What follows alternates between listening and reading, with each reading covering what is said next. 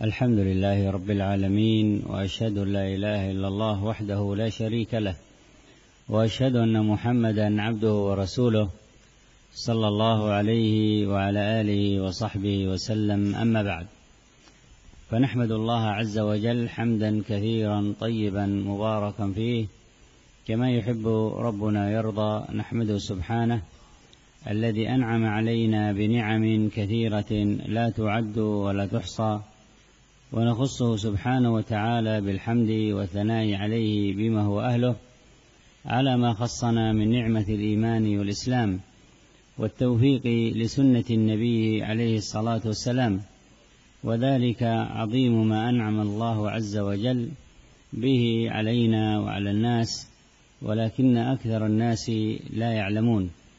كما نحمده سبحانه الذي يسر لنا في هذه الليلة المباركة زيارة آبائنا وإخواننا وأبنائنا في هذه البلدة الطيبة وهذا المسجد الطيب والمركز من مراكز السنة والدار المباركة من دور العلم، والحصن من حصون كذلك التعليم، وهذه نعمة أخرى من نعم الله عز وجل. وكما نحمده سبحانه أن يسر لنا في هذه الليلة الابتداء بهذه الدورة المباركة النافعة، الدورة العلمية المكثفة التي هيأها آباؤكم إخوانكم أبناءكم في هذه المدينة، في هذه المدرسة والدار المباركة، وهذا الحصن من حصون السنة، وهي نعمة أخرى من نعم الله عز وجل. وبادئ ذي بدء نشكر كل من كان سببا في تهيئة مثل هذه الفرصة والزيارة ومثل هذه الدورة المكثفة والدروس النافعة، وهي تعتبر من أعظم نعم الله عز وجل. فنسأل الله عز وجل أن يجزي كل من كان سببا في هذا الخير وشارك فيه بجاهه أو جهده أو قوته أو علمه أو ماله بقليل أو كثير خير الجزاء. فنقول بارك الله لكم في أهلكم وأزواجكم وأولادكم وأموالكم وجميع جهودكم، وجعلنا ربي وإياكم مفاتيح خير مغاليق شر، وختم لنا ولكم بكل خير، اللهم آمين.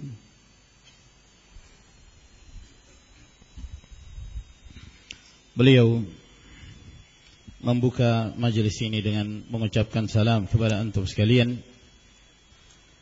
Lalu beliau memuji Allah Subhanahu wa taala Rabbul Alamin dan mengucapkan dua kalimat syahadah, persaksian bahwa tiada sesembahan yang berhak disembah melainkan Allah Azza wa Jalla. Dia adalah wali bagi seluruh orang-orang yang saleh, dan bersaksi bahwa Muhammad adalah hamba dan rasulnya. Salawat dan salam tercurahkan kepada baginda Rasulullah sallallahu alaihi wa ala alihi wasallam, keluarganya, para sahabatnya, dan para pengikutnya hingga hari kemudian. Kemudian setelah itu kami memuji Allah Subhanahu wa taala dengan pujian yang melimpah, yang penuh berkah, sebagaimana yang dicintai Allah Subhanahu wa taala dan yang diridainya. Sebab dialah Allah Azza wa Jalla yang melimpahkan kepada kita berbagai macam kenikmatannya, kenikmatan yang kita tidak mampu menghitungnya. Maka kami mengkhususkan pujian dan sanjungan hanya kepada Allah Subhanahu wa taala, dengan pujian-pujian yang layak bagi Allah Tabaraka wa ta'ala atas nikmat yang Allah berikan kepada kita berupa nikmatul Islam, nikmatul iman, dan nikmat mendapatkan taufik mengenal dan berjalan di atas sunnah Nabi sallallahu alaihi wasallam. Dan ini adalah merupakan kenikmatan yang sangat besar yang Allah Subhanahu wa taala berikan kepada kita dan kepada manusia secara umum. Namun mayoritas manusia mereka tidak mengetahui.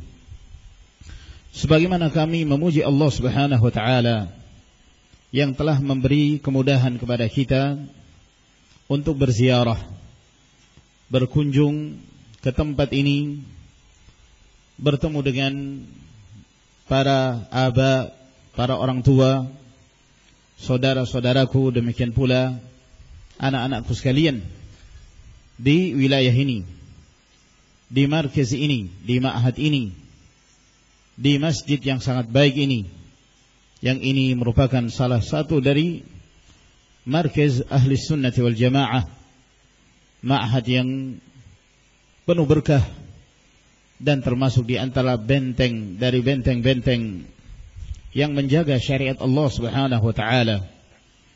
Maka ini juga merupakan nikmat yang lain yang Allah Azza wa Jalla berikan kepada kita.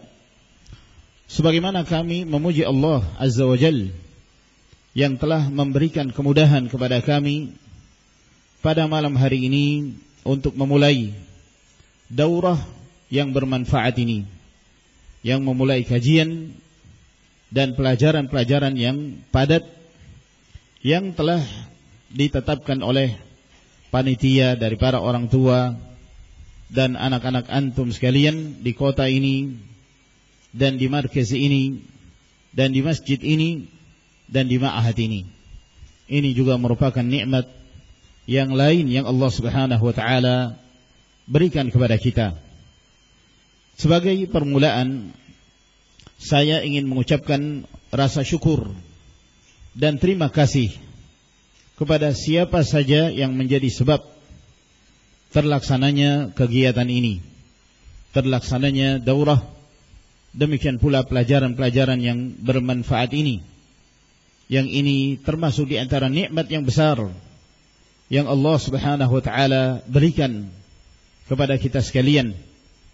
Maka kami memohon kepada Allah Azza wa Jalla, semoga Allah membalas kebaikan yang besar kepada siapa saja yang memiliki saham dan yang menjadi sebab terselenggaranya acara ini. Ada yang meluangkan waktunya dengan ilmunya, dengan kekuatannya, dengan tenaganya. Ada yang menyumbangkan materinya. Maka semoga Allah Subhanahu wa taala membalas mereka dengan kebaikan yang melimpah. Maka saya mengatakan kepada antum sekalian, semoga Allah Azza wa Jalla senantiasa memberikan keberkahan kepada antum, kepada keluarga antum, kepada istri-istri antum, demikian pula anak-anak antum sekalian. Dan semoga Allah Azza wa Jalla menjadikan antum sebagai pembuka-pembuka pintu kebaikan dan penutup pintu kejelekan. Dan semoga Allah Subhanahu wa taala menutup amalan kita dengan setiap kebaikan. أيها المسلمون والمسلمات أعزنا الله وإياكم بهذا الدين. في هذا المجلس الطيب المبارك اقترح إخوانكم من إدارة هذه الدورة المباركة أن يكون مفتتح موضوعها حول مقومات صلاح الأسرة، وهو موضوع من المواضيع الهامة ويتضمن مباحث كثيرة ومسائل عديدة. وحسبنا في هذا المجلس المقتصر أن نقف على أهم هذه المباحث والمسائل.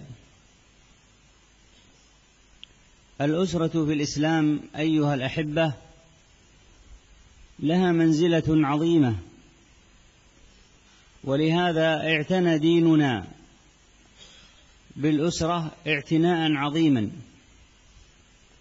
فما أكثر الآيات في كتاب الله عز وجل في الاعتناء بالأسرة، وهكذا الأحاديث الأكثر في سنة رسول الله صلى الله عليه وعلى آله وسلم. لأن الأسرة مأخوذة من معناها،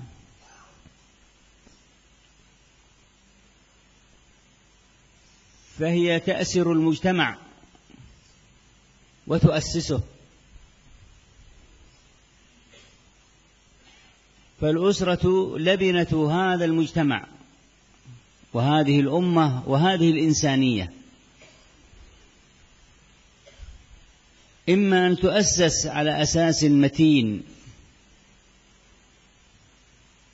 يكون به بناء مجتمع فيه من التكامل ومعاني الصحة والإصلاح والعافية والنجاح،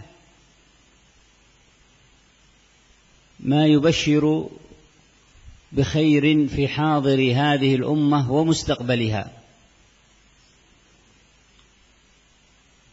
وإما أن يكون على العكس من ذلك، ولهذا سميت الأسرة أسرة، إذ تأسر من فيها من الأبوين والأبناء،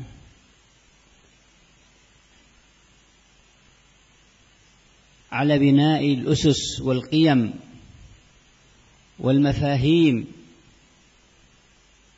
والثوابت التي يكون بها صلاح الفرد والأسرة والمجتمع. فمنها يخرج الرجال وتؤسس الأجيال، ومنها يكون صلاح لبنة المجتمع الذي به قوة الأمة وصلاح الإنسانية.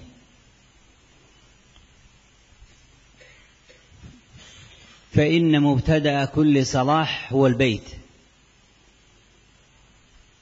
الذي يبذل الإنسان من وقته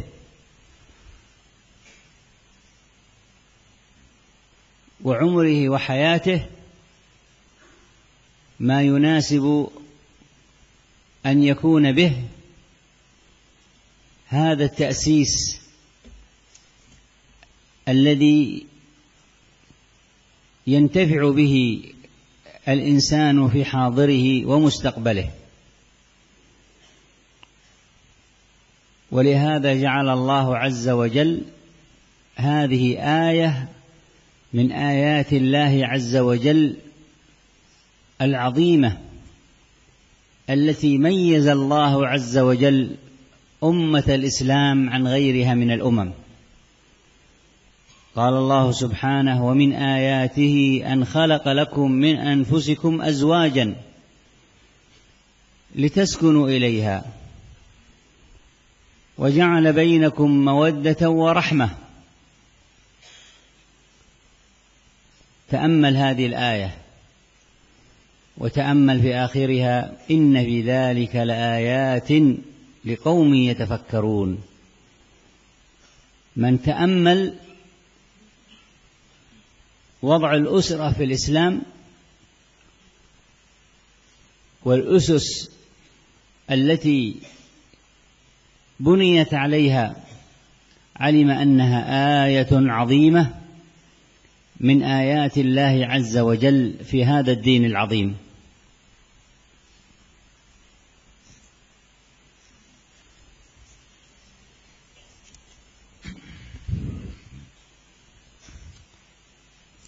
Kaum muslimin dan muslimat, semoga Allah Subhanahu wa taala memuliakan kita semua dengan agama ini. Majelis yang baik yang penuh berkah ini telah disarankan oleh saudara-saudara antum sekalian pada pembukaan daurah ini agar yang menjadi pembahasan kita pada malam hari ini adalah seputar pembahasan tentang faktor-faktor yang membangun kebaikan dalam sebuah rumah tangga. Dan ini adalah merupakan pembahasan yang sangat penting, yang di dalamnya mengandung banyak sekali permasalahan-permasalahan yang penting untuk kita ketahui. Namun cukuplah pada majelis yang ringkas ini, pada majelis yang singkat ini, kita akan menjelaskan hal-hal yang terpenting dari permasalahan-permasalahan tersebut. Sebuah keluarga atau rumah tangga yang dalam bahasa Arab disebut sebagai usrah, maka saudaraku yang aku cintai, hendaknya kita mengetahui bahwa rumah tangga memiliki kedudukan yang sangat mulia, yang agama kita sangat memperhatikannya. Begitu banyak ayat-ayat Allah Subhanahu wa taala yang menjelaskan tentang perhatiannya terhadap rumah tangga, terhadap sebuah keluarga. Dan hadis-hadis Nabi sallallahu alaihi wasallam itu lebih banyak lagi dalam sunnah Rasul sallallahu alaihi wa ala alihi wasallam. Maka kata usrah itu diambil dari maknanya, yang maknanya adalah menjaga sebuah masyarakat agar kemudian masyarakat tersebut berjalan di atas kebaikan. Maka melalui rumah tangga tersebut itu akan menumbuhkan sebuah umat yang baik. Maka ini kembali kepada bagaimana cara membangun sebuah keluarga itu. Apabila sebuah rumah tangga dibangun di atas pondasi yang kokoh, yang hal ini akan menjadi sebab menjadikan sebuah masyarakat yang saling menyempurnakan, yang akan membawa kepada kebaikan dan akan memberikan kesehatan dan keselamatan kepada mereka, yang menjadikan mereka merasa bahagia dan gembira dari apa yang telah mereka raih, baik di masa sekarang maupun di masa yang akan datang. Namun boleh jadi sebuah rumah tangga itu dibangun di atas pondasi sebaliknya, tidak dibangun di atas pondasi yang kokoh,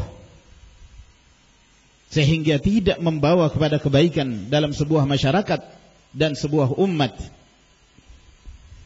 Oleh karena itu, rumah tangga atau keluarga disebut sebagai usrah, karena dia akan menjaga dan memelihara setiap individu yang ada di dalamnya, dari kedua orang tua, demikian pula anak-anaknya. Sehingga penting untuk membangun sebuah keluarga di atas pondasi yang benar, di atas pemahaman yang benar, di atas tonggak-tonggak yang akan menumbuhkan kebaikan dalam sebuah masyarakat, baik secara individu atau dalam sebuah rumah tangga, demikian pula masyarakat secara umum. Sebab dari keluarga itulah akan mengeluarkan orang-orang yang memberi manfaat, orang-orang yang berguna, dan akan membangun generasi-generasi yang baik. Dan dari masyarakat itulah akan menumbuhkan kebaikan dari bangunan sebuah masyarakat. dan akan menjadi sebab kekuatan pada umat ini dan membawa perbaikan kepada kehidupan manusia. Maka ketika seseorang berupaya untuk mengerahkan apa saja yang dia miliki dari waktunya, dari umurnya,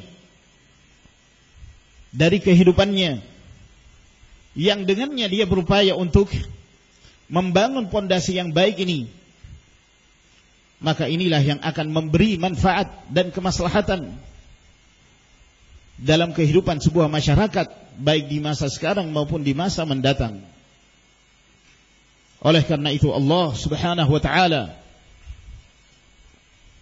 menyebutkan di dalam ayatnya yang menerangkan tentang pentingnya membangun sebuah pondasi yang disebut keluarga dan rumah tangga itu.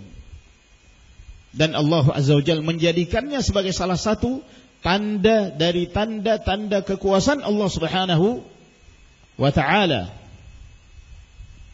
yang menjadi pembeda antara umat Islam dari umat-umat yang lainnya. Allah Jalla wa Ala berfirman, "Wa min ayatihi an khalaqa lakum min anfusikum azwajan litaskunu ilaiha wa ja'ala bainakum mawaddatan wa rahmah inna fi dzalika laayatin liqaumin yatafakkarun." Di antara tanda-tanda kekuasaan Allah Subhanahu wa ta'ala, di mana Allah Azza wa Jalla menciptakan pada kalian berpasang-pasangan yang dengan kehidupan tersebut mereka merasakan ketenangan, dan Allah Subhanahu wa ta'ala menumbuhkan di antara kalian rasa cinta dan kasih sayang. Sesungguhnya dalam perkara itu terdapat tanda-tanda kekuasaan Allah Subhanahu wa ta'ala bagi kaum yang memikirkannya. Maka barang siapa yang memperhatikan ayat Allah Subhanahu wa ta'ala ini, yang menerangkan bahwa sebuah keluarga memiliki peranan penting yang akan membawa kebaikan dalam pertumbuhan umat ini, maka dari sini dia akan mengetahui bahwa keluarga adalah merupakan salah satu tanda dari tanda-tanda kekuasaan Allah Subhanahu wa ta'ala di dalam agamanya yang mulia ini. روى البخاري ومسلم في صحيحيهما من حديث أنس رضي الله تعالى عنهما أن 3 نفر جاءوا يسألون عن عبادة النبي صلى الله عليه وسلم وكأنهم تقالوها أي وجدوها قليلة،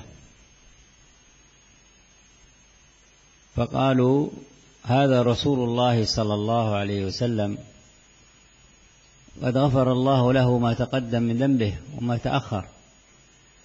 فقال أحدهم أما أنا فأصوم ولا أفطر، وقال الثاني أما أنا فأقوم ولا أنام، وقال الثالث أما أنا فلا أتزوج النساء. وفي رواية قال أحدهم وأما أنا فلا أكل اللحم. فبلغ ذلك النبي صلى الله عليه وسلم فقام في الناس خطيبا وهو مغضب قال ما بال أقوام يقولون كذا وكذا، أما إني أخشاكم لله وأتقاكم له، ولكني أصوم وأفطر وأقوم وأنام وآكل اللحم وأتزوج النساء، فمن رغب عن سنتي فليس مني. هذا الحديث العظيم فيه من الفوائد الكثيرة والمسائل العديدة التي تأخذ من الإنسان عند تدبرها الوقت الطويل، وحسبنا أن نأخذ ما يتعلق بموضوعنا. ففيه عدل هذا الدين ووسطيته وسماحته، فإن هذا الدين دين الوسطية والاعتدال بالموازين الشرعية، لا بالعواطف والأهواء والآراء. ومن ذلك الاعتدال والاتزان في أداء حقوق الرب سبحانه وتعالى وحقوق الخلق، وهذا من محاسن هذا الدين العظيم، أنه دين تكفل بتوجيه هذا الإنسان وفق ضوابط شرعية وقواعد مرعية كفيلة بإصلاح حاله مع ربه وخالقه، مع عدم نسيان فطريته وحاجته في إنسانيته مع نفسه وأسرته ومجتمعه. فالذي أمر بعبادة الله عز وجل هو الذي قال سبحانه: ولا تنس نصيبك من الدنيا.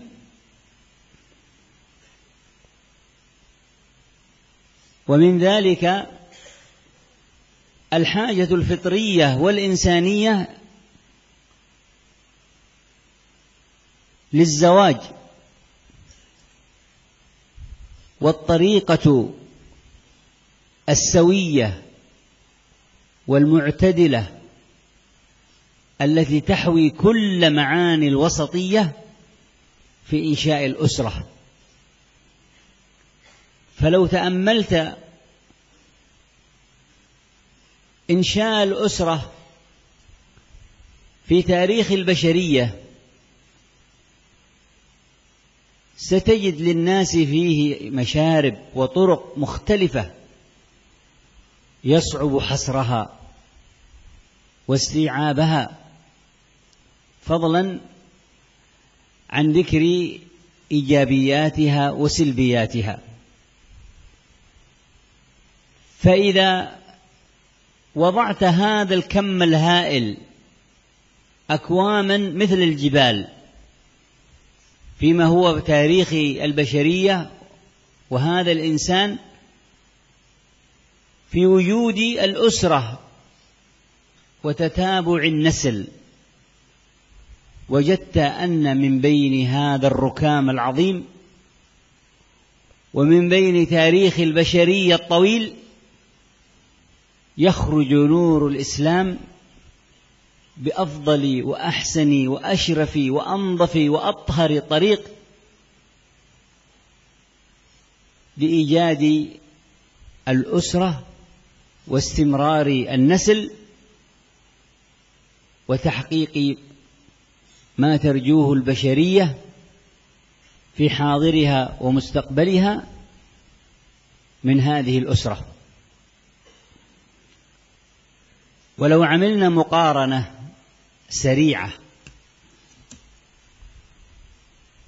في حال الأسرة في الجاهلية في زمن النبي صلى الله عليه وسلم، وحال الأسرة عند أهل الكتاب، وحال الأسرة في الكثير من المجتمعات البدائية والذين يعيشون عيشة شبه حيوانية، لوجدت أن الله عز وجل اصطفى أهل هذا الدين بأكمل وأشرف وأطهر وأنزه وأكمل طريق يكون به إنشاء هذه الأسرة، مع ما فيه من الوسطية والاعتدال الشيء الذي لا يوصف. كان أهل الجاهلية يتزوجون وزواجهم بغير ضوابط، لا حد للعدد ولا ضبط للكيفية، وربما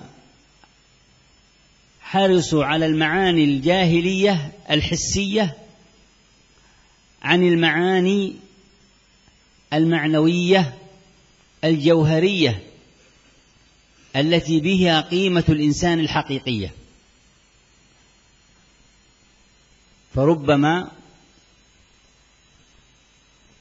يستبضع الرجل امرأته كأنها بهيمة: اذهبي عند فلان فهو من أشجع الرجال، يجامعك وتأتي إلي فيخرج لنا فارسا يضرب به المثل. دناءة وانحراف، فضلا عن الفوضى التي كانوا يعيشونها في الأنساب وفي هضم حقوق النساء وغير ذلك من الأمور الأخرى.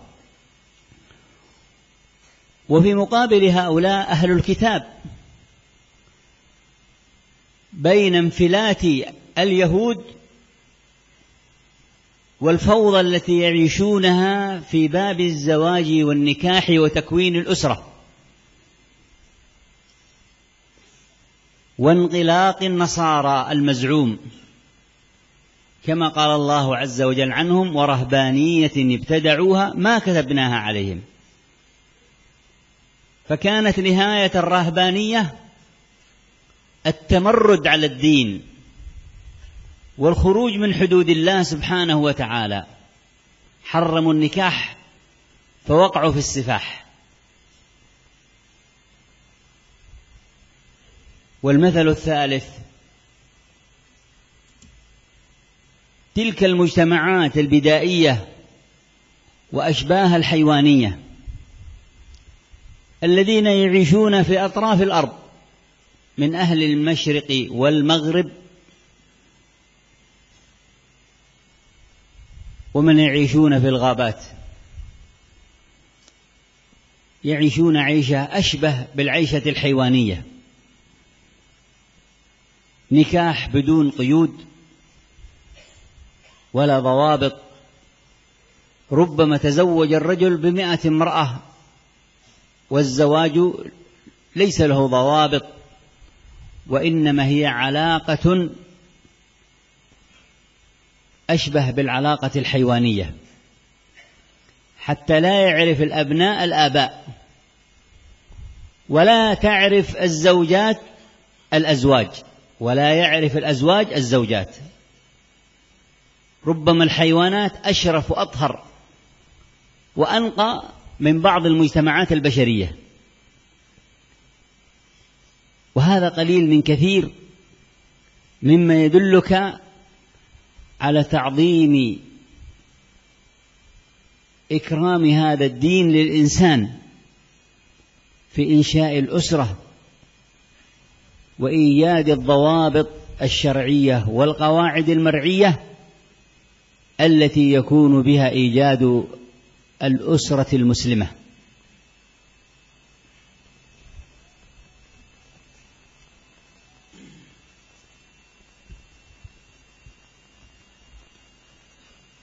Telah diriwayatkan oleh Imam Al-Bukhari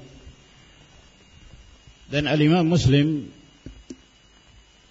dalam kedua sahihnya dari Anas bin Malik radhiyallahu taala anhu bahwa ada 3 orang dari sahabat Nabi sallallahu alaihi wasallam mendatangi keluarga Nabi sallallahu alaihi wasallam. Mereka bertanya tentang ibadah yang dilakukan oleh Rasulullah sallallahu alaihi wasallam.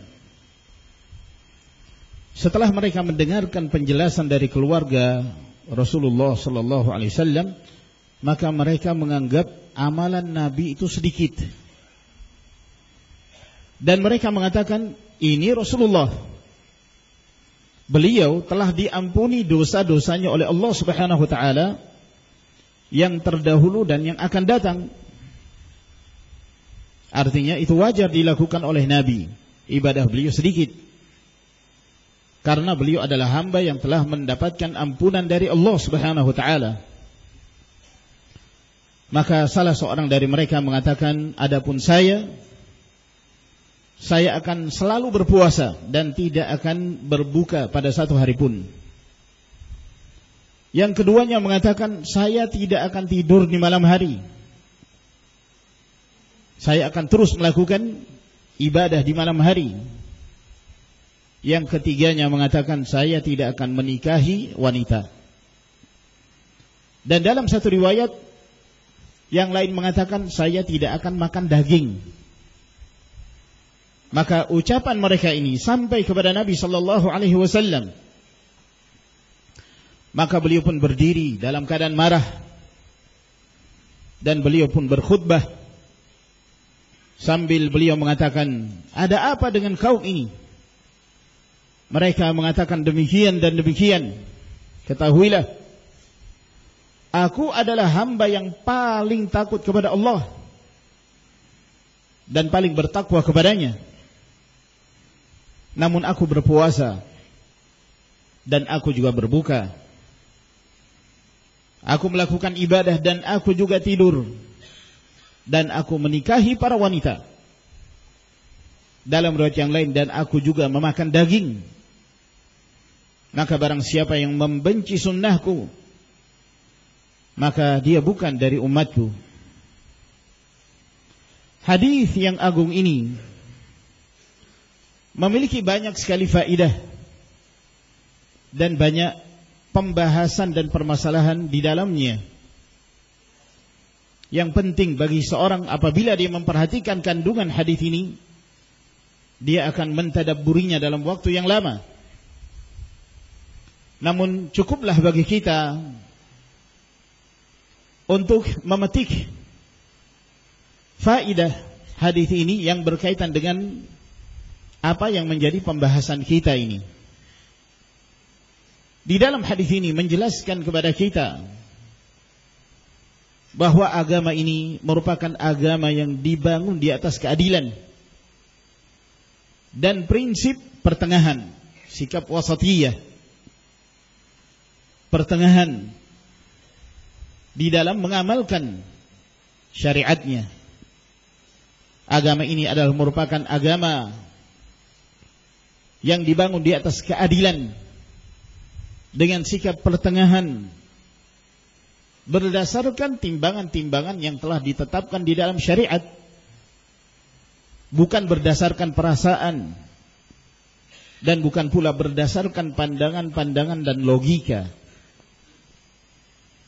Maka termasuk di antara faedah yang terkandung di dalam hadis ini, sikap keadilan tersebut, termasuk dalam hal menunaikan hak-hak Allah Subhanahu wa ta'ala dan menunaikan hak-hak para hamba.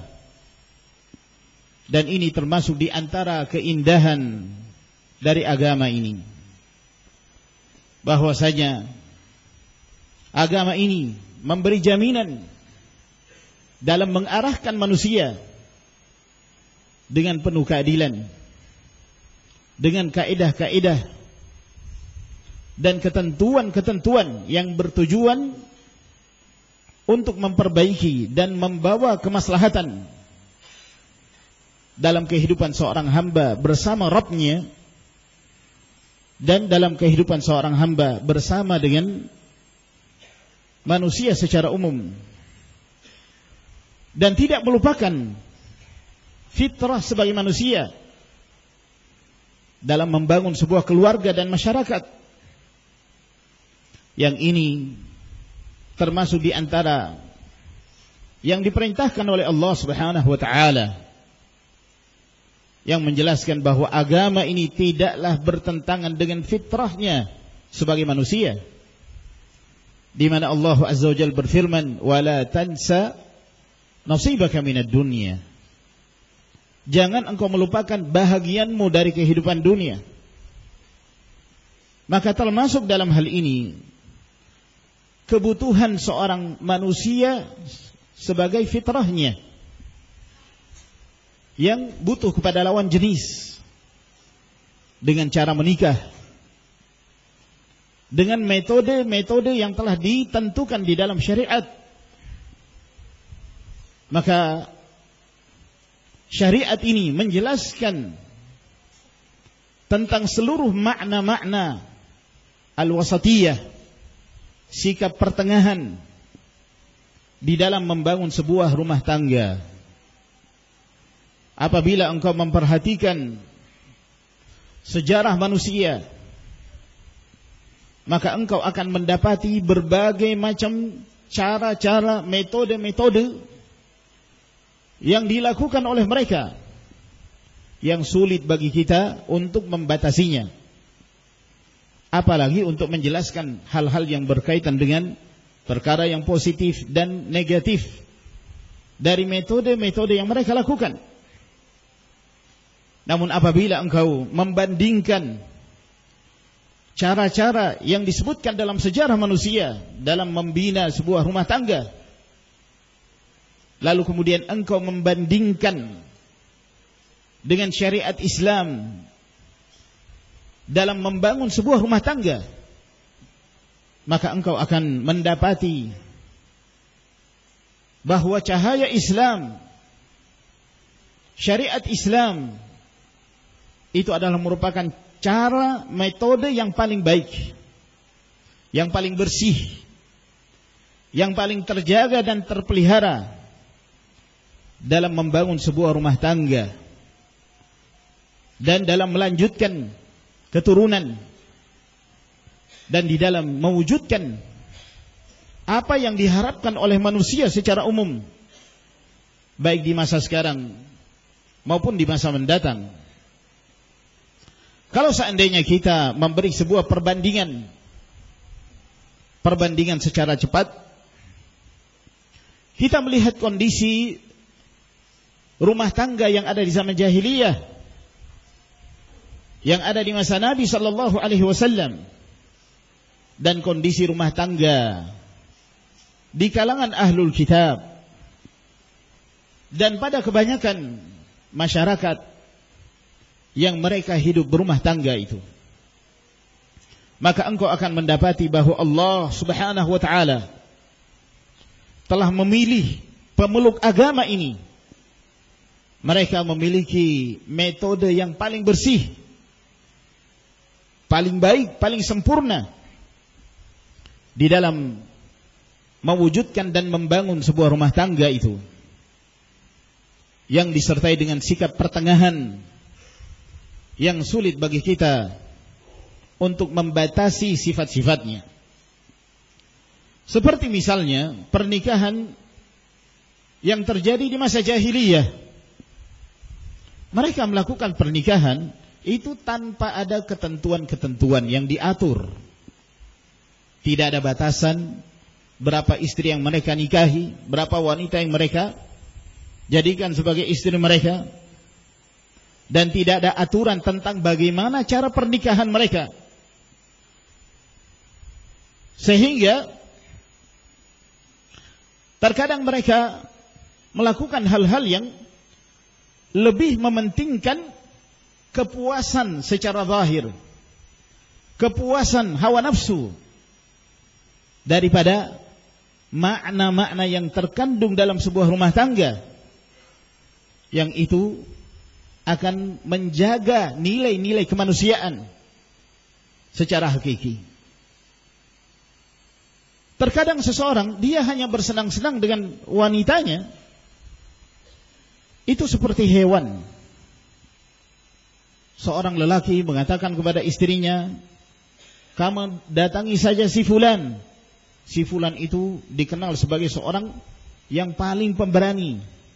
Kamu tinggal bersamanya, biarkan dia bersetubuh denganmu, sehingga kamu akan melahirkan seorang anak yang dia nanti akan menjadi seorang penunggang kuda yang handal. Dia membiarkan istrinya berkumpul dengan lelaki yang lain dengan alasan akan mengharapkan keturunan yang baik. Ini adalah merupakan bentuk penyimpangan dan kekacauan yang mereka lakukan pada saat itu. Dan ini merupakan bentuk merendahkan dan menggugurkan hak-hak mereka sebagai para wanita. Demikian pula keburukan-keburukan yang lainnya yang ada di masa jahiliyah. Lalu berbanding terbalik dengan apa yang mereka lakukan adalah apa yang dilakukan oleh ahlul kitab. Keluarnya mereka dari syariat Allah Subhanahu wa taala.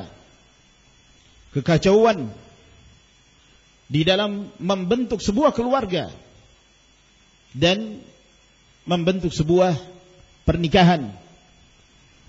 Seperti yang disebutkan oleh Allah Subhanahu wa taala, wa rahbaniyatan ibtada'uha ma katabnaha 'alaihim. Sikap rahbaniyah, meninggalkan untuk menikah. Ini adalah perkara bid'ah yang mereka ada-adakan. Kami tidak pernah mewajibkan kepada mereka hal itu. Maka mereka keluar dari batasan-batasan Allah Subhanahu wa taala. Mereka mengharamkan pernikahan yang menyebabkan mereka terjatuh ke dalam perzinaan.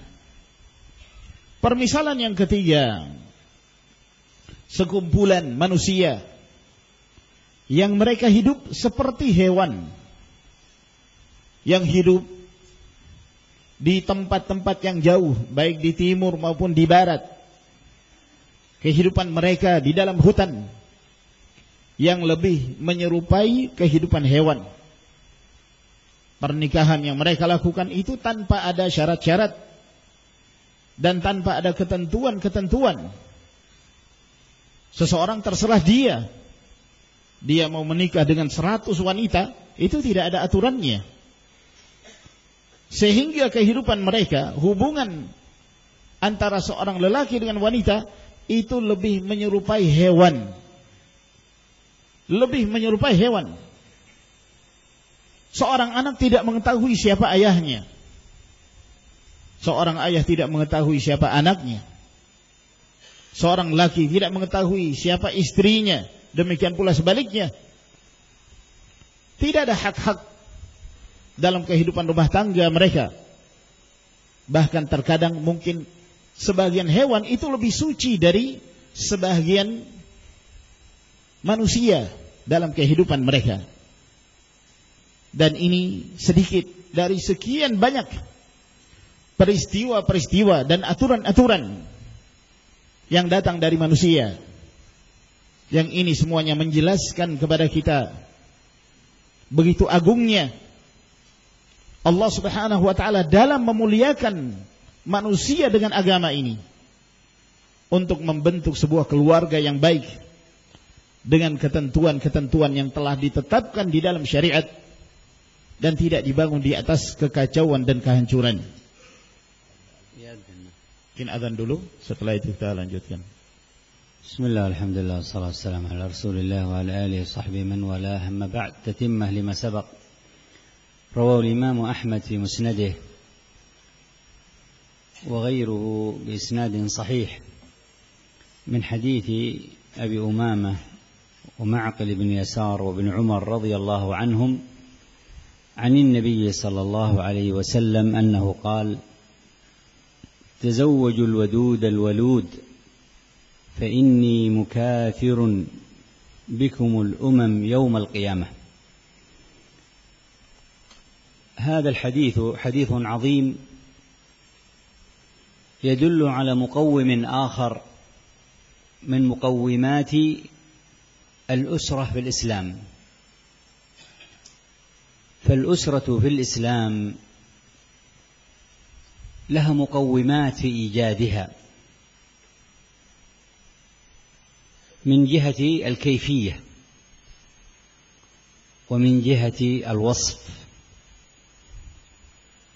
ومن جهة كذلك المقصد والهدف ومن جهة كذلك العدد ومن جهة كذلك النوع ومن جهة الاستمرار والتجديد وغير ذلك من المقومات، وهذه أهمها. ففي هذا الحديث فيه بيان أعظم أهداف ومقومات الأسرة. فمن أعظم أهداف الأسرة في الإسلام هو المحافظة على النسل البشري الصالح، ليس كما يقول أهل الإنسانية المحافظة على النسل البشري، ولكن النسل البشري الصالح.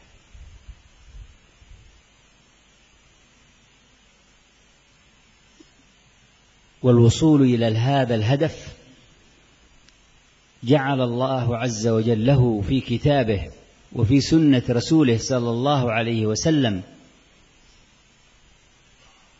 من الأسس والوسائل والشروط والضوابط والقواعد والمسائل ما ألفت فيه أبوابا وكتبا هو من أعظم ما ألف في تاريخ البشرية فيما يتعلق بأحكام ومسائل الأسرة في الإسلام.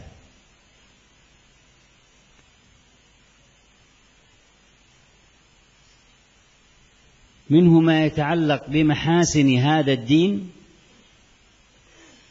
ومن حكمه، ومنه ما يتعلق بأحكامه وضوابطه وقواعده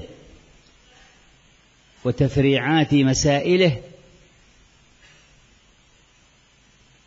في كتب أهل الإسلام فيما يتعلق بالأسرة المسلمة، ابتداء من أحكام الخطبة إلى أحكام النكاح، إلى أحكام الحضانة والرضاع، وأحكام تربية الأبناء وتعليمهم، وأحكام الفرقة بين الزوجين، ووسائل الإصلاح الأسري، وما يتعلق بأحكام الهبات والعطايا والهدايا،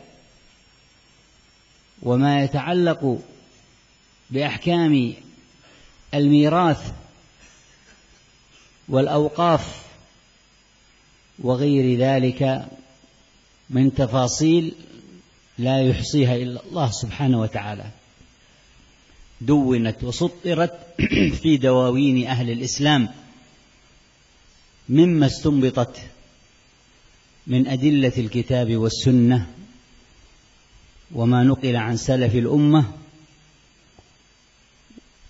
وما تتابع فيه تدوينه من العلماء والأئمة، لأجل أن نعرف أن الأسرة في الإسلام شأنه عظيم، ليست هي علاقة عابرة وشهوة لحظة، بل أساس عظيم متين يقوم على أسس وضوابط وقواعد وأحكام فيه من التفريعات والتفصيلات ما يدلك على عظم هذا الدين في اعتنائه بهذه الأسرة. فمن أعظم الأهداف كما قلنا استمرار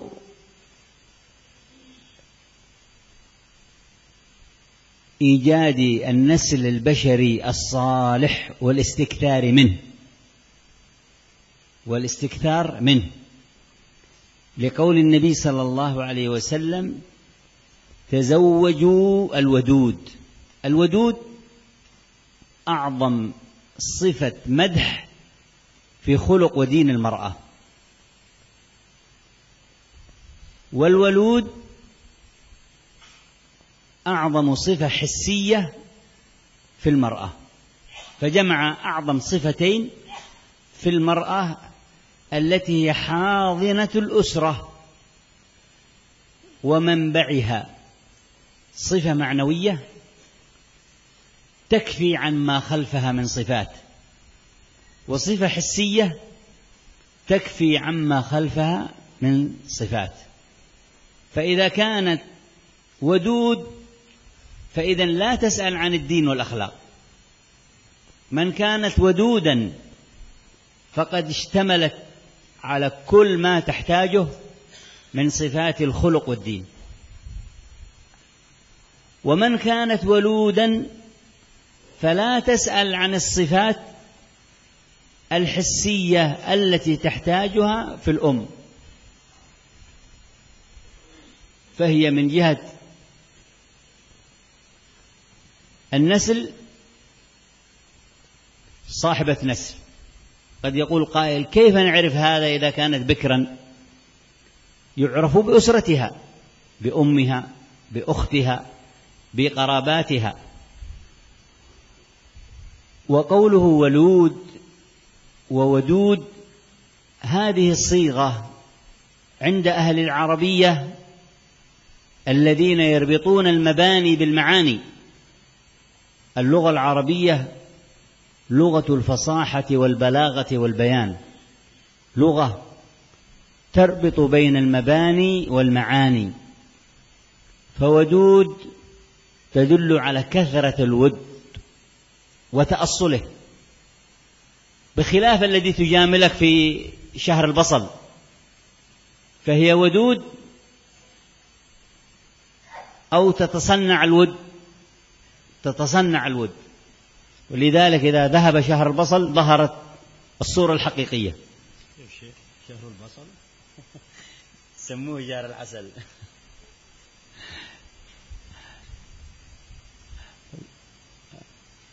فودود تدل على تأصل هذه الصفة وكثرتها، تأصل وكثرة. ومثله ولود تدل على تأصل وكثرة. وهذا معناه كذلك أن من تربت في أسرة يكثر فيها الأولاد يكون عندها من محاسن الصفات الحسية ما يزيد جمال وكمال هذه الزوجة. معناه صدرها واسع، حوض ضع ولا تحسب. يقولون عندنا حوض ضع ولا تحسب، معناه تعودت على بيت فيها أطفال كثير، إذن أخلاقها واسعة، عندها صبر واسع. كذلك من معاني صفة الودود أنها تحسن التربية. الذي تستطيع تأتي بأولاد كثير وتكون أم صالحة معناه أنها تحسن ماذا؟ التربية. وهكذا من معاني الولود أنها وصالة، يعني كما يقال صاحبة واجب، تعرف أين تضع كل شيء في موضعه الصحيح. فانظر إلى بلاغة اللغة العربية وفصاحة النبي صلى الله عليه وسلم بذكر كلمتين أغنت عن مجلدات، كلمتين لو فصلتها وتكلمنا فيها محاضرات ما كفت، لأن كل كلمة تحتها من المسائل ما يتفرع إلى مجلدات. كلمة ودود وكلمة ولود، وهذا من أعظم مقاصد الإسلام في إنشاء الأسرة. قارن هذا بحال الكافرين والفاجرين تعرف نعمة الله عز وجل على أهل الإسلام في المقصد العظيم من إنشاء الأسرة.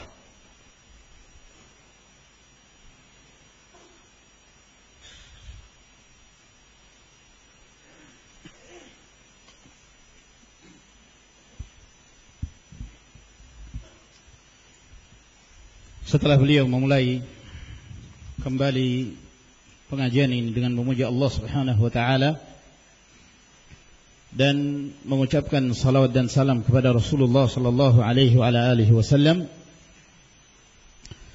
lalu beliau mengatakan sebagai penyempurna pembahasan sebelumnya, telah diriwayatkan oleh Imam Ahmad dalam musnadnya dan yang lainnya dengan sanad yang sahih yang datang dari hadis Abu Umamah dari Ma'qil bin Yasar dari Ibnu Umar radhiyallahu taala anhum, bahwa Nabi sallallahu alaihi wasallam bersabda yang artinya nikahilah al-walud al-wadud, wanita yang walud dan wanita yang wadud, karena sesungguhnya aku akan berbangga dengan banyaknya jumlah umat kalian di hadapan umat-umat yang lain pada hari kiamat. Maka ini adalah merupakan hadis yang azim, hadis yang agung, yang menjelaskan tentang faktor penunjang kemaslahatan dalam sebuah keluarga di dalam Islam. Hal-hal yang menjadi faktor yang menumbuhkan dan memberikan kemaslahatan dalam sebuah keluarga itu banyak sekali. Bisa dilihat dari sisi bagaimana cara membangun sebuah rumah tangga. Demikian pula dilihat dari sisi sifat-sifat dan ciri-ciri rumah tangga itu. Demikian pula ditinjau dari sisi tujuan adanya rumah tangga. Demikian pula dari sisi jumlah keluarga dan dari jenisnya dan keberlangsungan sebuah rumah tangga dan yang lainnya dari hal-hal yang dapat menjadi faktor-faktor yang akan membawa kemaslahatan dalam sebuah rumah tangga tersebut yang banyak sekali. Namun apa yang kami sebutkan ini adalah yang terpenting. Maka di dalam hadis Nabi sallallahu alaihi wasallam yang kita sebutkan ini menjelaskan tentang tujuan yang paling utama dalam membangun sebuah keluarga, yang di antara tujuannya yang paling utama adalah menjaga dan memelihara keberlangsungan generasi manusia yang saleh, yang baik. Tidak seperti yang disebutkan oleh orang-orang yang mendengungkan tentang HAM, hak asasi manusia, yaitu menjaga keberlangsungan hidup manusia, hanya sekedar itu saja. Namun Islam ini tidak demikian. Tujuan yang diterangkan di dalam Islam adalah untuk menjaga dan memelihara keberlangsungan kehidupan generasi manusia yang saleh. Harus ada pengkhususan, yaitu yang saleh. Maka agar kemudian tujuan ini bisa terpenuhi, maka Allah Subhanahu wa taala menetapkan dan menjelaskan di dalam kitabullah, demikian pula dalam sunnah Nabi sallallahu alaihi wasallam, hal-hal yang menjadi tonggak terwujudnya sebuah keluarga itu dan bagaimana sarana untuk bisa meraihnya, syarat-syaratnya, kaidah-kaidahnya, ketentuan-ketentuannya. Yang mana permasalahan ini itu banyak kitab-kitab, karya-karya yang telah ditulis, yang mana di dalam Islam yang menjelaskan tentang sarana untuk membangun sebuah umat yang saleh, itu yang baik. Itu jauh lebih banyak karya-karya tersebut, melebihi karya-karya yang ditulis dalam sejarah manusia yang berkaitan dengan hukum-hukum seputar rumah tangga di dalam Islam. Maka ini menjelaskan kepada kita bahwa agama ini merupakan agama yang indah, yang telah mengatur segala hal-hal yang membawa kemaslahatan dengan ketentuan-ketentuan dan kaidah-kaidah, dan dengan sekian banyak cabang-cabang permasalahan yang disebutkan di dalam kitab-kitab yang ditulis oleh kaum muslimin yang berkaitan dengan hukum-hukum seputar rumah tangga kaum muslimin itu. Apabila kita memulai hukum-hukum itu, maka kita bisa memulainya dari hukum yang berkaitan dengan hukum-hukum seputar melamar, al-khitbah. Kemudian penjelasan tentang hukum-hukum seputar pernikahan, bagaimana cara mengasuh anak, hukum seputar persusuan, hukum-hukum yang berkaitan dengan pendidikan anak, bagaimana cara mengajari mereka, hukum-hukum perpisahan antara suami istri, sarana-sarana untuk menumbuhkan kebaikan dalam kehidupan rumah tangga. Demikian pula berkaitan dengan hal-hal yang permasalahan yang kaitannya tentang permasalahan hibah, pemberian, ataya, hadiah-hadiah, hukum-hukum seputar warisan, seputar wakaf dan yang lainnya, yang rinciannya tidak ada yang mampu menghitungnya kecuali Allah Subhanahu wa ta'ala. Maka ini semua pembahasan-pembahasan ini itu ditulis dalam karya-karya ilmiah oleh kaum muslimin, yang mereka menjadikan rujukan mereka adalah kitabullah dan sunnah Nabi sallallahu alaihi wasallam, dan yang dinukil dari pendahulu umat ini, lalu kemudian para ulama dari satu generasi menuju ke generasi berikutnya, mereka menulis pembahasan tersebut.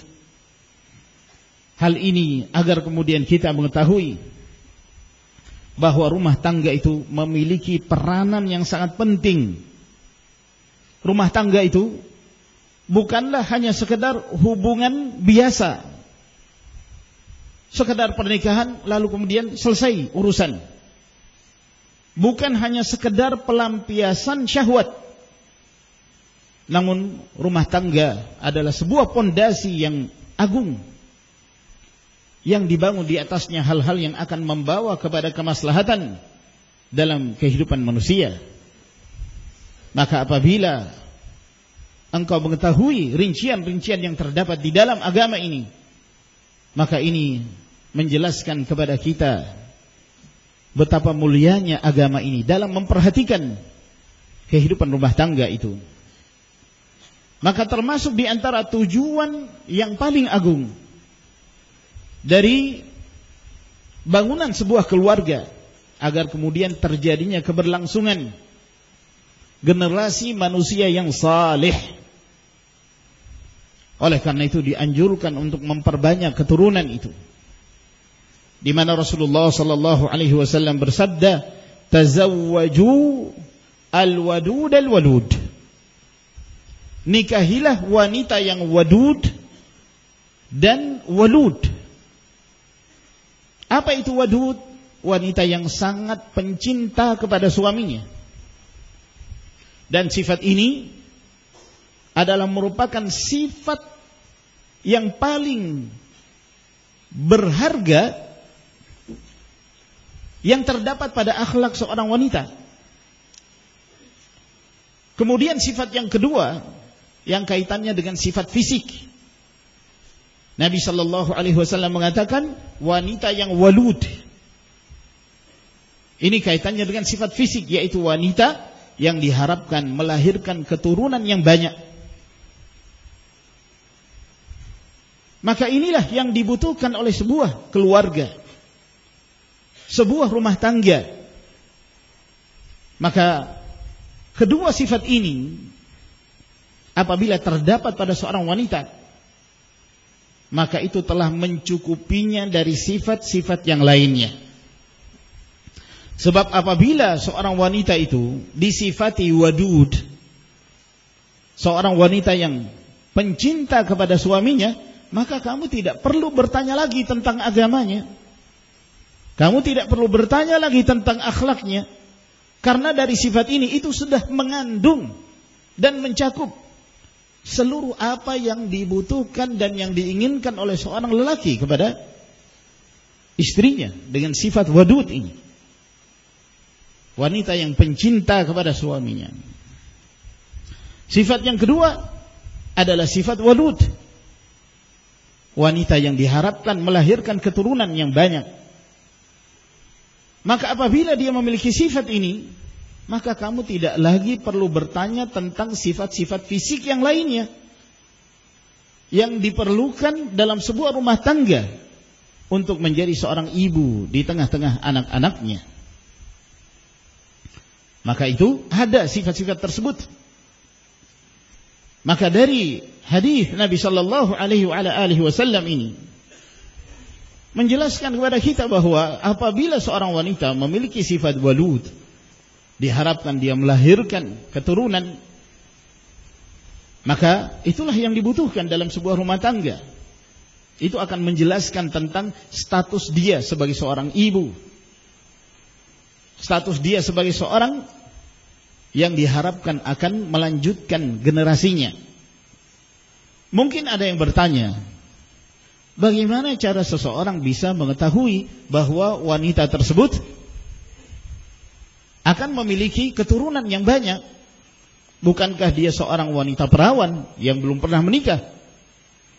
Maka jawabannya bahwa hal itu bisa diketahui dengan melihat kerabatnya, melihat ibunya, melihat saudara perempuannya atau kerabat-kerabat dekatnya yang lain. Maka sabda Nabi sallallahu alaihi wasallam ini, al-wadud, al-walud, bentuk ini dalam bahasa Arab itu menunjukkan balaghah, menunjukkan kefasihan dari sabda Rasulullah sallallahu alaihi wasallam, yang mana ungkapan ini itu menggabungkan antara bentuk kefasihan secara lafaz dengan makna yang terkandung di dalamnya. Maka ketika disebutkan wadud, itu artinya dia seorang wanita yang sangat pencinta kepada suaminya. Tidak seperti yang biasa dilakukan atau menjadi anggapan sebagian orang dengan bulan bawang. Beliau sebut bulan bawang. Orang mestinya syahrul asal, bulan madu. Tapi beliau ungkapannya syahrul basal, bulan bawang. Makanya saya tanya tadi beliau, ini enggak salah sebut ya? Saya baru dengar juga ungkapan ini. Jadi kata beliau, yang orang sebut sebagai bulan madu, cuma bulan itu saja jadi madu. Berikutnya sudah enggak madu lagi gitu. Maka tidak demikian di dalam Islam. Al-wadud berarti seorang wanita yang begitu pencinta kepada suaminya. Jadi madu terus gitu. Ya. Demikian pula dari ucapan atau lafaz walud, yang diharapkan dia akan melahirkan keturunan yang banyak. Maka dengan makna ini akan menjadi sebab seorang bisa melahirkan generasi yang apabila seorang wanita itu disifati sebagai wanita yang banyak memiliki anak, maka dari situ akan bisa diketahui cara dia di dalam mendidik anak-anaknya. Hal itu juga menunjukkan kesabaran dia di dalam mendidik anak tersebut ketika anak-anak itu lahir dalam keadaan mereka baik, dalam keadaan mereka saleh. Maka ini menunjukkan kesempurnaan seorang wanita di tengah-tengah rumah tangga tersebut. Dan ini juga menunjukkan kesabaran yang mendalam yang dimiliki oleh seorang wanita ketika dia memiliki banyak anak lalu kemudian dia mampu di dalam mendidiknya, mampu di dalam mengarahkan mereka kepada kebaikan. Dan termasuk di antara makna al-wadud, bahwa seorang wanita ketika dia memiliki sifat ini, maka dia menjadi seorang wanita yang bijaksana. Dia mampu meletakkan sesuatu pada tempatnya yang sesuai, pada tempatnya yang benar. Sehingga dari ucapan Nabi sallallahu alaihi wasallam ini, dari sisi lafaz menunjukkan kefasihan, dan dari sisi makna, dua sifat ini itu sudah mencukupi dari sifat-sifat yang lain. Yang apabila kita merinci dan mendetail kedua lafaz yang disebutkan, kedua sifat yang disebutkan oleh Nabi sallallahu alaihi wasallam ini, maka setiap dari kata itu, al-walud dan al-wadud, setiap dari kata tersebut itu di dalamnya mengandung banyak permasalahan yang apabila ditulis secara rinci itu akan membutuhkan tulisan yang berjilid-jilid. Dan ini menjelaskan kepada kita tentang keagungan tujuan dari syariat Islam dalam mendidik sebuah rumah tangga dan membangun sebuah masyarakat yang baik. Lalu kemudian bandingkan dengan kondisi orang-orang kafir, kondisi orang-orang yang fajir. Apabila engkau membandingkan kondisi mereka dengan syariat Islam, maka engkau akan mengetahui betapa besarnya nikmat Allah Subhanahu wa taala yang Allah berikan kepada kaum muslimin dalam membangun keluarga. معاشر المسلمين والمسلمات، مقومات إصلاح الأسرة في الإسلام كثيرة، وأخذنا من هذا الكثير عدد من المسائل التي ألمحت وأشارت إلى الكثير منها. ونختم هذه المقومات بمقوم عظيم من مقومات صلاح الأسرة في الإسلام، وهو الرعاية. جاء في الصحيحين من حديث عبد الله بن عمر رضي الله عنهما عن النبي صلى الله عليه وسلم أنه قال: كلكم راع وكلكم مسؤول عن رعيته. وفي الحديث: والرجل راع في أهل بيته ومسؤول عن رعيته، والمرأة راعية في بيت زوجها ومسؤولة عن رعيتها. فسرت هذه الرعاية باختصار، وإلا فتحتها من المسائل والضوابط والأحكام فيما يتعلق بالزوج والزوجة والأبناء الشيء الكثير، لكنه فسر باختصار في حديث أبي هريرة وبمعناه من حديث أنس في مسند الإمام أحمد وغيره بإسناد صحيح أن النبي صلى الله عليه وسلم قال: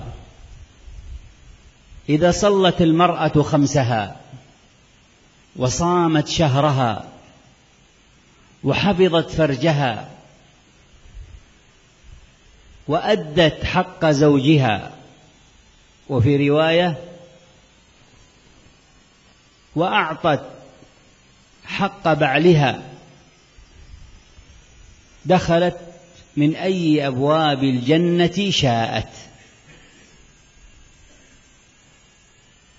هذا فيما يتعلق بالمرأة لأن الأمر المرأة أعظم وأشد وأهم. وفي المقابل الرجال، فعلى الرجال من المسؤولية والأمانة أضعاف ما على المرأة. قال الله عز وجل: الرجال قوامون على النساء بما فضل الله بعض على بعض وبما أنفقوا من أموالهم. النفقة والقوامة تقتضي أحكام ووسائل وضوابط للرعاية أكثر وأشد مما على المرأة.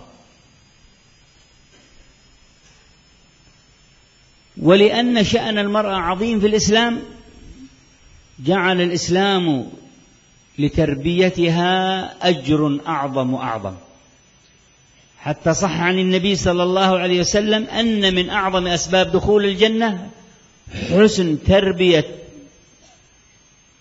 الأسرة للبنت. من كان له 3 من البنات فرباهن فأحسن تربيتهن أدخلنه الجنة. وفي رواية 2 قال ابن مسعود: ولو قلت واحدة لقال يعني كذلك. سبب لماذا؟ لأن الاعتناء بالأنثى سبب لحفظ الأسرة أعظم من الرجل. وتحت هذا المعنى والمقوم من المعاني والمسائل والتفاصيل الشيء الذي لو دخل في تفاصيله لما كفت فيه المجالس الكثيرة، بل دون علماء الإسلام ومن كتب في التربية فيما يتعلق بأحكام الرعاية الزوجية في حق الزوج وحق الزوجة وحق الأبناء المجلدات الكبار الكثار. قارن بين هذا وبين ما عليه الناس شرقا وغربا وقديما وحديثا. والشيء بالشيء يذكر. أذكر عن نفسي، ولعلكم لو بحثتم وجدتم مثل هذا المعنى كثير في الشبكة. من أسباب إسلام الكثير من الكافرين محاسن هذا الدين في الأسرة في الإسلام. محاسن هذا الدين في أحكام الأسرة ومقوماتها في الإسلام.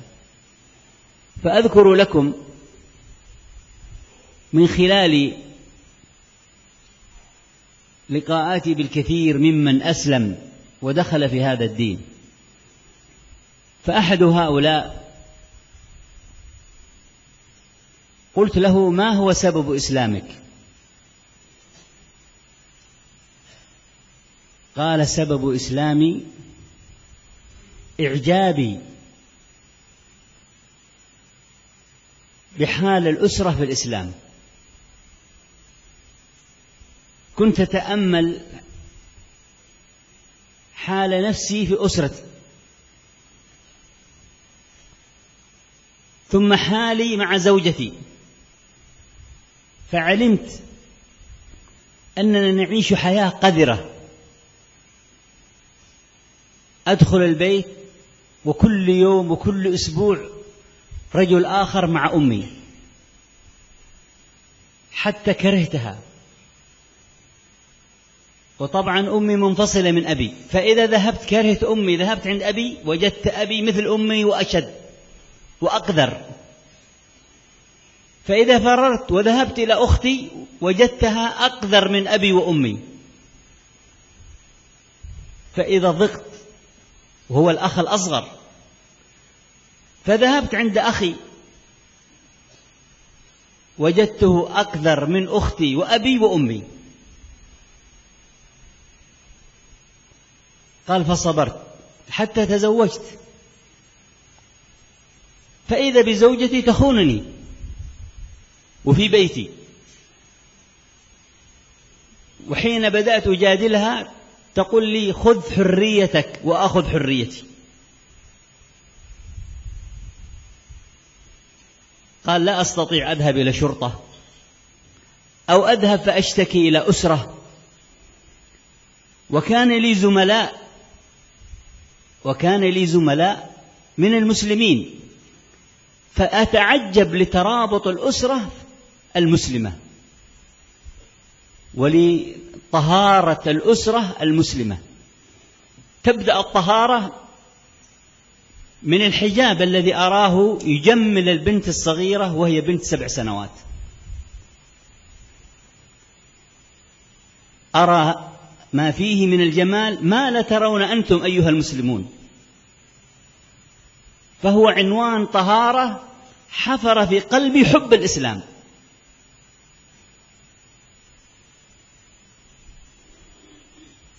فبدأت أقرأ عن الإسلام وأقرأ عن الأسرة في الإسلام، فما ازددت إلا حبا وتعظيما وإجلالا لهذا الدين، فدخلت في دين الإسلام وتزوجت امرأة عفيفة أشكر الله أن الله رزقني مثلها.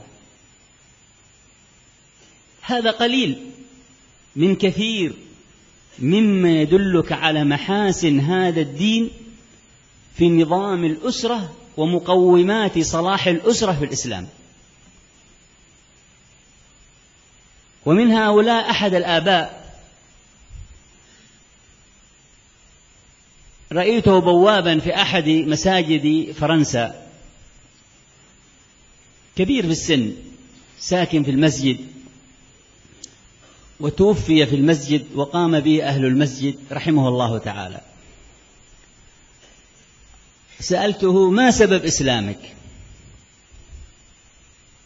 قال سبب إسلامي الترابط الأسري في الإسلام.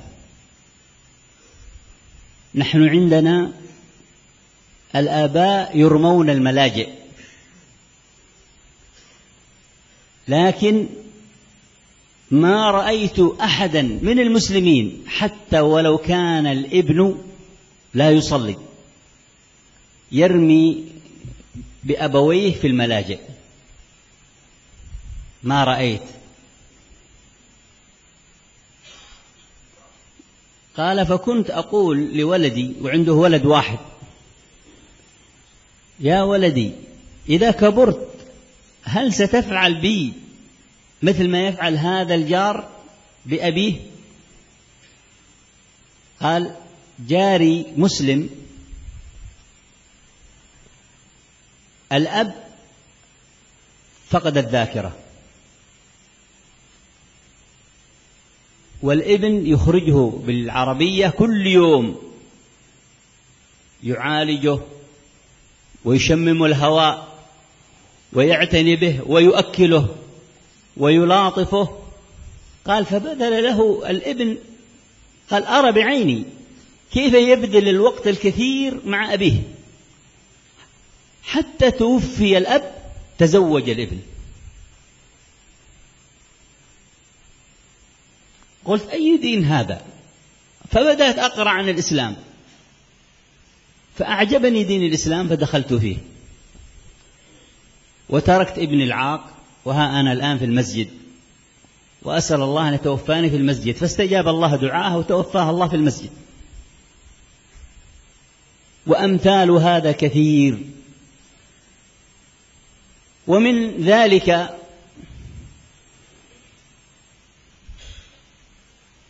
أحد الأخوات أسلمت وتذكر في سبب إسلامها أنها شعرت نفسها أنها سلعة رخيصة في أيدي الرجال،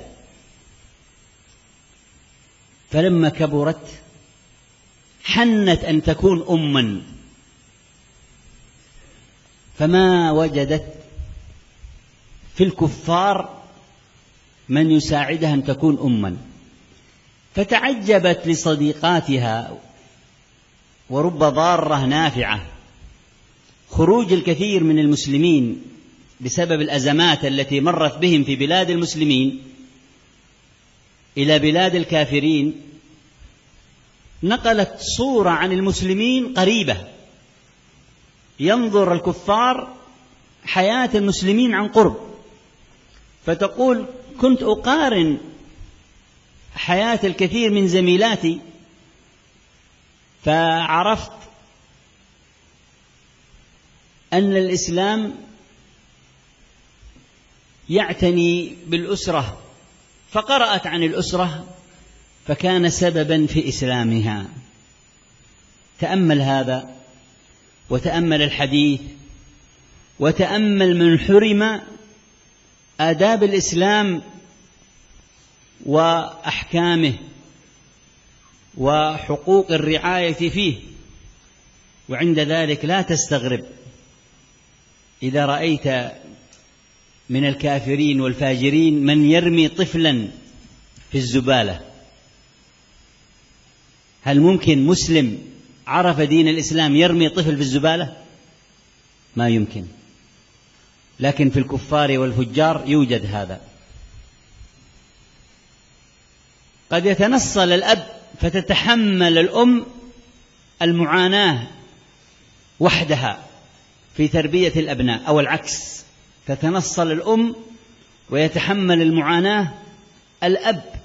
لكن بنظام الإسلام يحصل التوازن والتكافؤ والتعاون في حمل مسؤولية الأبناء وحسن تربيتهم وإصلاحهم، ولا يوجد هذا إلا في نظام الأسرة في الإسلام. وهذا قليل من كثير من مقومات إصلاح الأسرة في الإسلام. فنحمد الله عز وجل الذي من علينا بنعمة الإيمان والإسلام والتوفيق لسنة النبي عليه الصلاة والسلام. نسأل الله عز وجل أن يفقهنا بأمور شرعنا، وأن يبصرنا بأمور ديننا، وأن يجعلنا هداة مهتدين. وبهذا القدر أكتفي، والحمد لله رب العالمين، وصلى الله وسلم على نبينا محمد وآله وصحبه وسلم. جزاكم الله خيرا.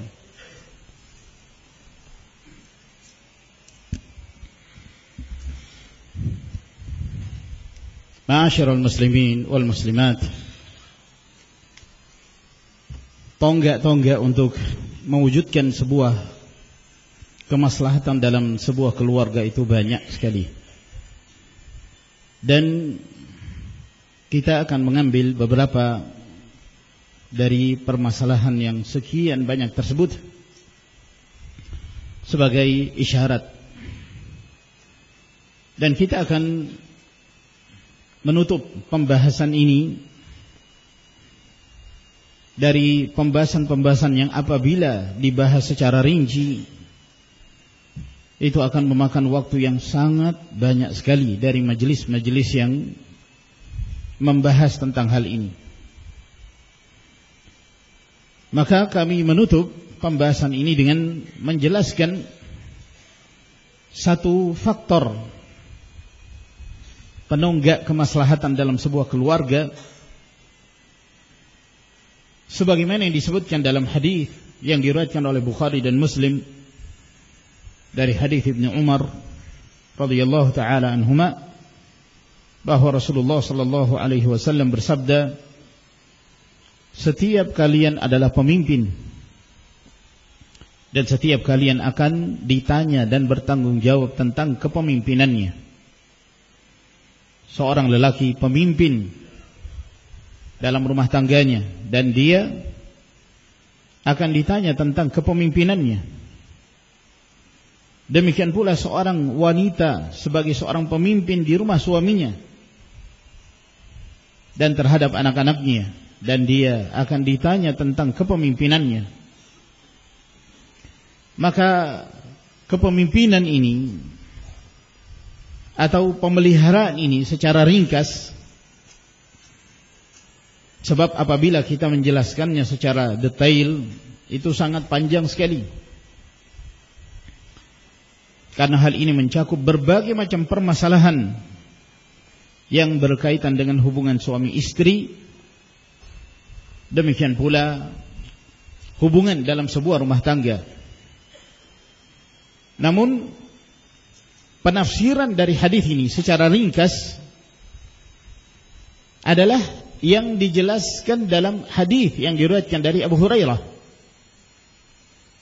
yang maknanya juga diriwayatkan dari hadis Anas dalam Musnad Al-Imam Ahmad dengan sanad yang sahih, bahwa Rasulullah sallallahu alaihi wasallam bersabda, apabila seorang wanita mengerjakan salat 5 waktu, berpuasa di bulan suci Ramadan, memelihara kemaluannya dan menunaikan hak suaminya, dalam riwayat yang lain dia memberikan apa yang menjadi hak suaminya, maka dia masuk ke dalam surga Allah Subhanahu wa taala dari 8 pintu surga mana saja yang dikehendakinya.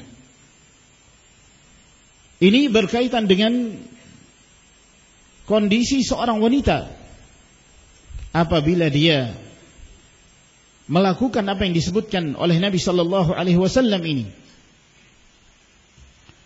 Demikian pula halnya seorang lelaki.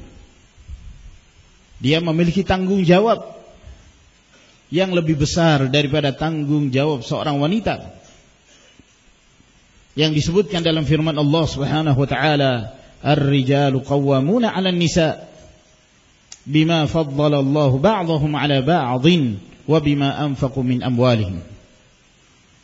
Kaum lelaki itu adalah pemimpin terhadap kaum wanita dengan keutamaan yang Allah Subhanahu wa taala berikan sebagian mereka terhadap sebagian yang lain, dan dengan nafkah yang mereka keluarkan dari harta-harta mereka.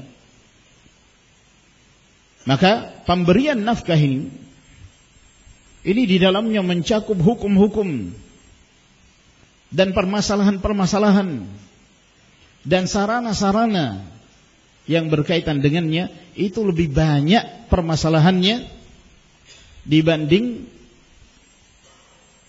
seorang wanita. Maka keadaan seorang wanita sebagai seorang istri dalam sebuah rumah tangga di dalam Islam, di mana Allah Subhanahu wa taala yang menjelaskan tentang besarnya peranan wanita tersebut, sehingga di dalam Islam menjelaskan tentang keutamaan keluarga ketika mereka mendidik anak-anak wanita di tengah-tengah keluarga mereka. Karena itu termasuk di antara sebab terbesar orang tua itu masuk ke dalam surga Allah Subhanahu wa taala. Disebutkan di dalam hadis Nabi alaihi salatu wassalam, barang siapa yang memiliki 3 anak wanita lalu dia mendidiknya dan memperbaiki dalam pendidikannya, maka Allah Subhanahu wa taala memasukkannya ke dalam surga. Lalu kemudian Nabi ditanya, bagaimana kalau 2 anak wanita? Kata Nabi, 2 anak wanita pun demikian. Kata Abdullah bin Mas'ud radhiyallahu taala anhu, kalau seandainya aku bertanya, bagaimana kalau 1 anak wanita? Maka niscaya beliau pun akan menjawab, iya. Maka dalam hadis ini Nabi sallallahu alaihi wasallam menjelaskan bahwa termasuk di antara sebab masuknya seorang hamba ke dalam surga adalah perhatiannya di dalam mendidik anak wanita itu. Karena perhatian terhadap wanita itu menjadi sebab sebuah keluarga itu akan terpelihara dan terjaga. Dan di bawah permasalahan ini, di bawah pembahasan ini itu banyak sekali rincian-rinciannya, yang apabila seseorang membuat banyak majelis untuk membahas tentang hal ini, maka itu akan membutuhkan waktu yang lama. Namun para ulama Islam mereka telah menulis pembahasan-pembahasan yang berkaitan dengan bagaimana cara menjaga kehidupan rumah tangga suami istri. Demikian pula kaitannya dengan pendidikan terhadap anak-anak, itu ditulis dalam karya-karya ilmiah yang berjilid-jilid. Bandingkan tentang hukum-hukum yang terdapat di dalam Islam dengan apa yang dilakukan oleh manusia yang tidak mengerti tentang syariat Islam ini, baik di timur maupun di barat, baik dahulu maupun sekarang, maka engkau akan mengetahui perbedaan yang sangat mencolok. Dan ada beberapa hal yang penting untuk saya sampaikan di sini. Saya menceritakan tentang pengalaman pribadiku, bahwa di antara sebab-sebab banyaknya orang masuk ke dalam Islam, hal itu disebabkan karena mereka melihat keindahan Islam ini, termasuk dalam hal membangun sebuah rumah tangga di dalam Islam. Saya ingin menyebutkan kepada kalian di sela-sela sekian banyak pertemuanku dengan orang-orang yang mu'allaf, yang mereka itu sebelumnya kafir kemudian masuk ke dalam Islam. Salah seorang dari mereka, saya bertanya kepadanya, apa sebab engkau masuk ke dalam Islam? Maka dia menjelaskan bahwa sebab aku masuk ke dalam Islam karena melihat kondisi keluarga, rumah tangga kaum muslimin. Lalu kemudian saya memperhatikan diriku dengan keluargaku, kondisiku dengan istriku, kondisiku dengan orang tuaku. Maka saya berkeyakinan bahwa kami ini ketika dalam keadaan kafir, hidup dalam kehidupan yang sangat jorok. Setiap kali aku masuk ke dalam rumah, aku bertemu dengan ibuku. Setiap hari, setiap kali bertemu dengan ibunya ini sudah bercerai dari ayahnya. Setiap hari saya bertemu dengan ibuku, aku mendapati dia bersama lelaki yang lain. Hampir setiap hari seperti itu, sampai aku pun membencinya. Lalu aku mendatangi ayahku, aku pun mendapati dia lebih buruk lagi daripada ibuku. Setiap hari bersama dengan wanita yang lain. Kemudian aku mendatangi saudara perempuanku, dan aku mendapatinya jauh lebih buruk daripada kedua orang tuaku. Dan saya memiliki adik laki-laki. Ketika aku mendatanginya, aku mendapati dia lebih jorok lagi daripada kedua orang tuaku dan daripada saudara perempuanku. Sampai kemudian aku menikah, dan ternyata istriku mengkhianatiku di rumahku sendiri. Ketika aku menasihatinya dan aku menegurnya, apa kata istriku kepadaku?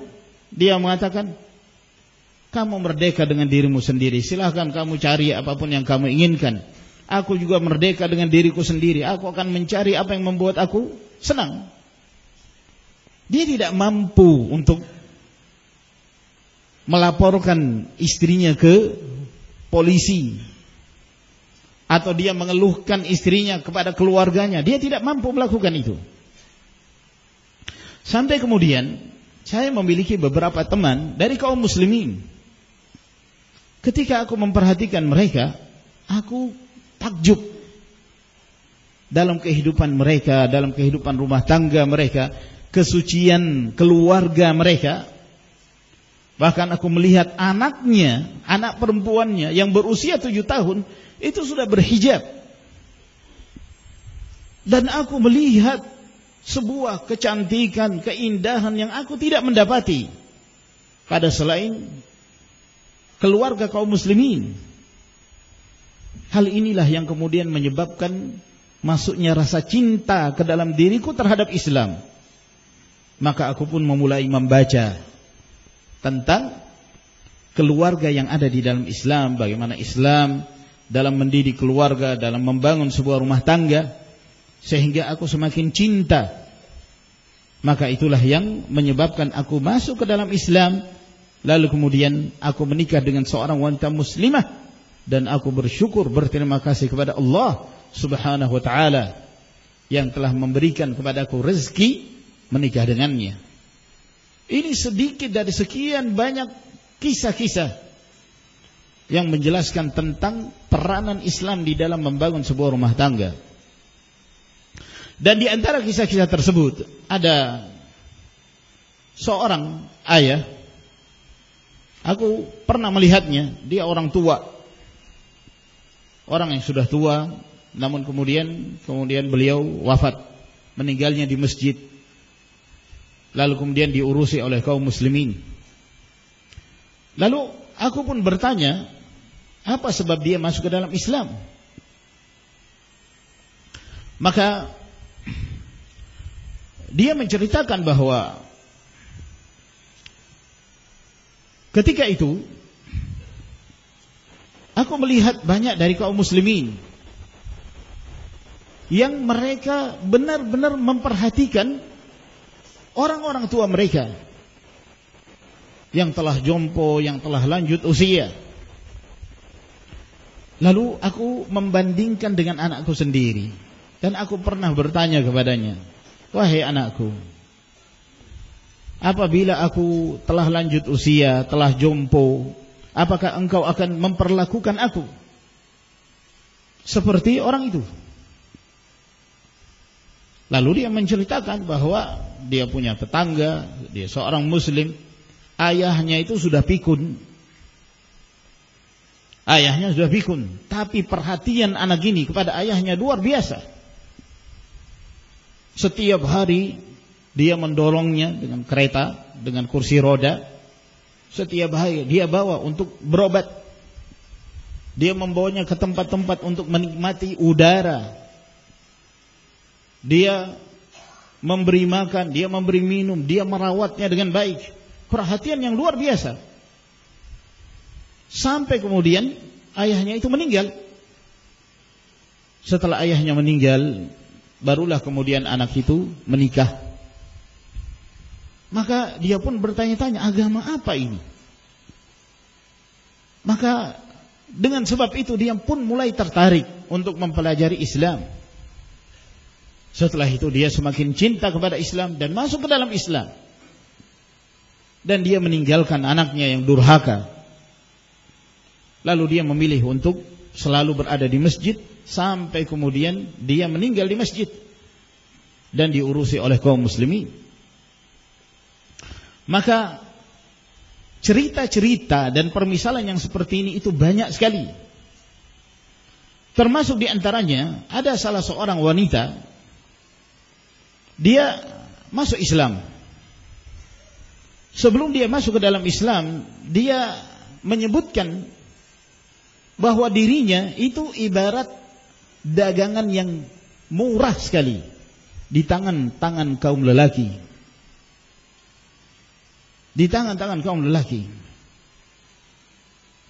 Barang murahan.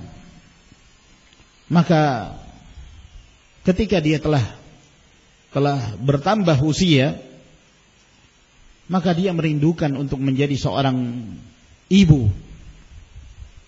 Maka dia mencari di tengah orang-orang kafir, namun dia tidak menemukannya.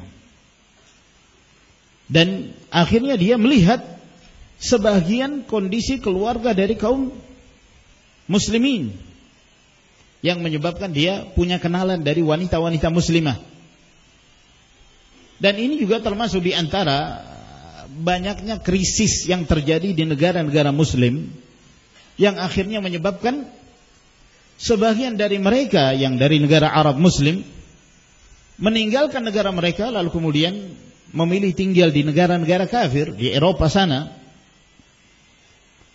Namun hal itu menyebabkan sebagian dari orang-orang kafir melihat kondisi dan bagaimana kehidupan rumah tangga kaum muslimin secara langsung, bukan hanya sekedar cerita. Maka dengan sebab itu dia melihat kehidupan banyak dari teman-teman wanitanya yang muslimah begitu perhatian di dalam memelihara dan menjaga keluarganya. Maka inilah yang menjadi sebab dia senang kepada Islam, lalu kemudian dia menjadi bagian dari kaum muslimat. Maka perhatikan hal ini. Lalu kemudian perhatikanlah orang-orang yang dijauhkan dari adab-adab Islam, dari hukum-hukum dan syariat Islam, dan dari hak-hak yang wajib untuk dijaga. Maka dengan hal ini kita tidak perlu heran apabila engkau melihat ada orang kafir, dia membuang anaknya sendiri ke dalam tong sampah. Yang hal seperti itu tidak akan ditemukan di dalam Islam. Di dalam Islam, seorang ibu memiliki tanggung jawab. Dia memikul tanggung jawab.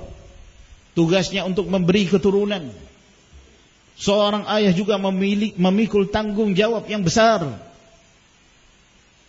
Yang kemudian terjadi tolong menolong di antara mereka, bahu membahu di antara mereka, di dalam mengemban tanggung jawab tersebut, dalam mendidik keluarganya, dalam mendidik rumah tangga itu. Yang hal-hal seperti ini tidak didapati kecuali di dalam Islam. Dan ini sedikit dari sekian banyak peristiwa-peristiwa yang terjadi, yang apabila kita mengetahui hal ini, maka kita memuji Allah Subhanahu wa taala yang telah menganugerahkan kepada kita untuk mengenal Islam, untuk mengenal iman dan taufik berjalan di atas sunnah Nabi sallallahu alaihi wasallam.